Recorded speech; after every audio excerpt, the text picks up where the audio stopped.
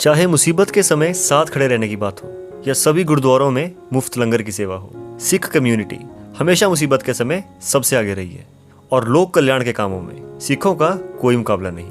सिख धर्म की शुरुआत आज से लगभग 500 साल पहले भारत पाकिस्तान के पंजाब वाले हिस्से में हुई थी, जिसकी शुरुआत की थी सिखों के पहले गुरु श्री गुरु नानक देव जी ने। गुरु नानक देव जी का जन्म 15 अप्रैल 1469 ईस्वी को रावी नदी के किनारे स्थित तलवंडी नामक गांव में कार्तिक पूर्णिमा के दिन हुआ था। पर ज्यादातर विद्वान इस तारीख को गलत मानते हैं और उनके अनुसार इनका जन्म हुआ तो कार्तिक पूर्णिमा के दिन ही था, पर 29 नवंबर 1469 के दिन। इसलिए दिवाली के 15 दिन बाद ही गुरु नानक देव जी का जन्मदिन मनाया जाता है, जिसे पूरी दुनिया गुरुपुरब के नाम से जानती है। बचपन से ही ये सांसारिक विषयों या चीजों से संतुष्ट नहीं रहते थे।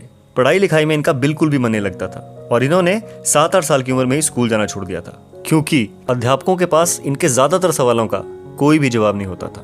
स्कूल छोड़ने के बाद वो सारा वक्त आध्यात्मिक चिंतन और सत्संग में बिताने लगे, भजन लिखने लगे और उन्हें गाने लगे। जब ये सिर्फ 5 साल के थे तो एक दिन क्लास में इनके गुरु ने सभी बच्चों को हिंदी वर्णमाला लिखने के लिए कहा, लेकिन जब उन्होंने सबकी स्लेट को चेक किया तो गुरु नानक देव जी ने अपनी स्लेट पर लिखा हुआ था कि ईश्वर एक है। उनके गुरु समझ गए कि ये कोई साधारण बच्चा नहीं है। दूसरी घटना की बात करें तो इनके पिता ने एक दिन इन्हें बुलाकर 20 रुपए दिया, और ये उस समय की बात है जब ये 12 साल के थे।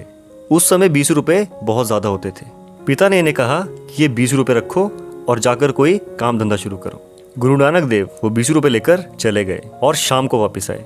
शाम को उनके पिताजी ने जब उनसे पूछा कि इस 20 रुपए का क्या किया, किसी कारोबार के बारे में सोचा, तो इस पे गुरु नानक देव जी ने कहा कि मैं तो कारोबार कर आया हूँ, मैं सच्चा सौदा कर आया हूँ। सच्चा सौदा से उनका मतलब था कि वो 20 रुपए दान पुण्य में, लंगर में खर्च कर रहे हैं। सभी समझ गए थे कि ये कोई साधारण बच्चा नहीं है। इनका अपनी बहन के साथ बहुत ज्यादा प्रेम था और जब इनकी बहन की शादी हुई तो ये भी अपनी बहन के साथ सुल्तानपुर चले गए। और जब ये 27 साल के हुए तो कहा जाता है कि उस समय इन्हें ज्ञान की प्राप्ति हुई।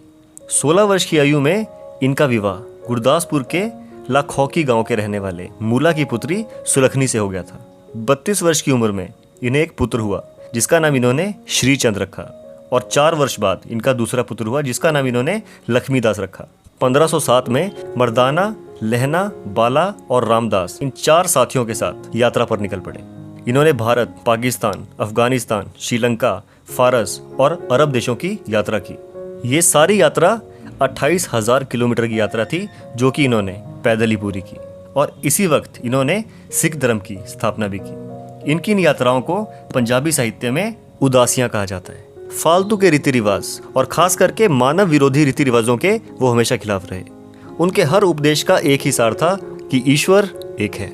उनके मुख्य उपदेशों की बात करें तो पहला था जो भी हो उसे बांटकर खाएं। दूसरा था कि हालात कैसे भी हो ईमानदारी की रोटी खाएं। तीसरा कि सतगुरु का नाम जपो, उस शक्ति का नाम जपो और मूर्ति पूजा में कुछ नहीं रखा है। और चौथा कि काम, क्रोध, लोभ, मोह और अहंकार को किसी भी हालत में अपने अंदर कभी ना आने दो। इनकी शिक्षाओं का असर पूरी दुनिया के हिंदू और मुसलमानों पर पड़ा और दोनों ही इनके अनुयायी बन गए। इनसे चिढ़ने वाले और जलने वाले कुछ लोगों ने इनके खिलाफ उस समय के शासक इब्राहिम लोदी से इनकी शिकायत कर दी और कहा कि ये लोगों को भड़का रहा है, और इब्राहिम लोदी ने इन्हें जेल में डलवा दिया। काफी सालों बाद जब पानीपत की लड़ाई में इब्राहिम लोदी हारा और बाबर नया शासक बना, तब बाबर के शासन में इन्हें जेल से आज़ादी मिली। अब तक वो फारसी, मुल्तानी, पंजाबी, सिंधी, खड़ी बोली, अरबी, संस्कृत और व्रज भाषा के भी ज्ञानी हो चुके थे, और ये जो भी लिखते थे उनमें इन सभी भाषाओं की झलक होती थी। जीवन के अंतिम दिनों तक ये पूरे विश्व में जाने जाने लगे और इनके स्वयं के विचारों में भी परिवर्तन आया। ये अपने परिवार के साथ रहने लगे और दान पुण्य और भंडारे करने लगे। उन्होंने करतारपुर नामक एक नगर की स्थापना की, जो कि अब पाकिस्तान का हिस्सा है, और इसी स्थान पर 22 सितंबर 1539 के दिन 70 साल की उम्र में इनका स्वर्गवास हो गया। मृत्यु से पहले उन्होंने अपने शिष्य लहना को उत्तराधिकारी घोषित किया, जो बाद में गुरु अंगद देव के नाम से जाने गए। दोस्तों, मैं कोई सिख तो नहीं, लेकिन सिख कम्युनिटी की बहुत ज़्यादा रिस्पेक्ट करता हूँ। अगर आप भी सिख कम्युनिटी को पसंद करते हैं तो वीडियो को लाइक ज़रूर कीजिएगा।